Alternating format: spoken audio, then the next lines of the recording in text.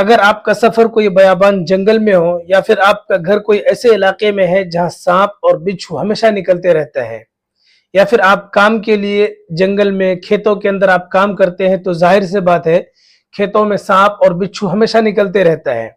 تو بعض دفعہ سانپ اور بچھو آپ کو کاٹ بھی لیتا ہے، جس کی وجہ سے آپ گھبراہٹ اور بے چینی کے عالم میں مبتلا ہو جاتے ہیں۔ تو آپ یاد رکھیے، سانپ اگر آپ کو کاٹ لے تو سب سے پہلے آپ کو مطمئن رہنا ہے۔ آپ جتنا مطمئن رہو گے اس کا زہر اتنا کم پھیلے گا۔ آپ جتنا گھبراتے جاؤ گے سانپ کا زہر اتنا زیادہ پھیلتے جائے گا۔ اسی لیے جب بھی آپ کو سانپ یا بچھو کاٹ لے تو فوراً آپ پہلے تو مطمئن ہو جاؤ۔ اس کے بعد آپ پہلا کام یہ کرو، مثلا جیسے آپ کو سانپ نے اگر یہاں پہ کاٹا ہے، اگر سانپ زہریلا ہے تو کچھ ہی سانپ ایسے ہوتے ہیں جو زہریلے ہوتے ہیں، ورنہ بعض سانپ تو زہریلے نہیں ہوتے ہیں۔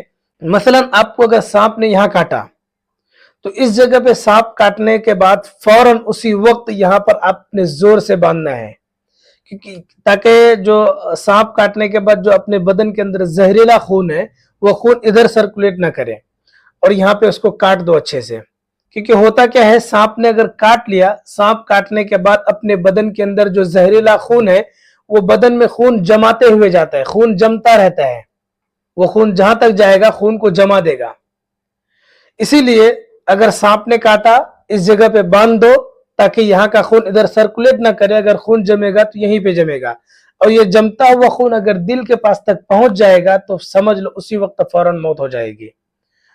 تو سب سے پہلا کام آپ یہ کیجئے کہ جس جگہ پہ آپ کو سانپ نے کاٹا اس سے آگے والا حصے کو اچھے سے باندھ دیجئے تاکہ خون ادھر کا ادھر نہ ہو جائے۔ پھر دوسرا کام آپ یہ کیجئے، جیسے آپ کو سانپ نے یہاں کاٹا، بلیڈ سے آپ چیر دیجئے اس کو تاکہ یہاں کا خون نکل جائے۔ اس کے بعد آپ جب وہاں کا خون نکلنا بند ہو جائے اس طریقے سے آپ پکڑو زور سے 2 انگلی سے۔ اس کے بعد انہم یکیدون کیدا واکید کیدا فمہل الکافرین امہلہم رویدا، 7 مرتبہ پڑھ کے اس طرح دم کرو۔ آپ دم کرتے ہوئے آپ نے صرف انگوٹھے کو نکالنا ہے، اس طرح سے شہادت کی انگلی کو اپنی جگہ سے ہٹانا نہیں ہے۔ انہم یکیدون کیدا واکید کیدا فمہل الکافرین امہلہم رویدا۔ اس کے بعد شہادت کی انگلی اس طریقے سے آپ کو جس جگہ پہ سانپ نے کاٹا ہے یا بچھو نے کاٹا ہے اس طرح سے مسلتے رہنا ہے اور پڑھتے رہنا ہے وَإِذَا بَطَشْتُمْ بَطَشْتُمْ جَبَّارِينَ۔ آپ اس طریقے سے مسلو اور ایک سانس میں تھوڑا فاسٹ پڑھ لینا، وَإِذَا بَطَشْتُمْ بَطَشْتُمْ جَبَّارِينَ وَإِذَا بَطَشْتُمْ بَطَشْتُمْ جَبَّارِينَ وَإِذَا بَطَشْتُمْ بَطَشْتُمْ جَبَّارِينَ۔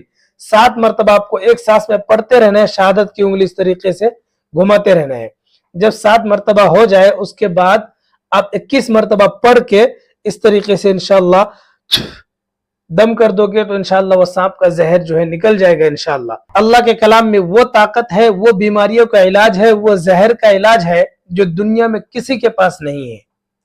اس لیے آپ اللہ کے کلام کی اس آیت کو ہمیشہ یاد رکھنا، ذہن میں رکھنا، تاکہ آپ کو یہ عمل ہمیشہ یاد رہے۔ کبھی بھی اگر اس کی ضرورت پڑے تو فوراً اس عمل کو کر کے انشاءاللہ سانپ اور بچھو کے زہر کو آپ زائل کر سکتے ہیں۔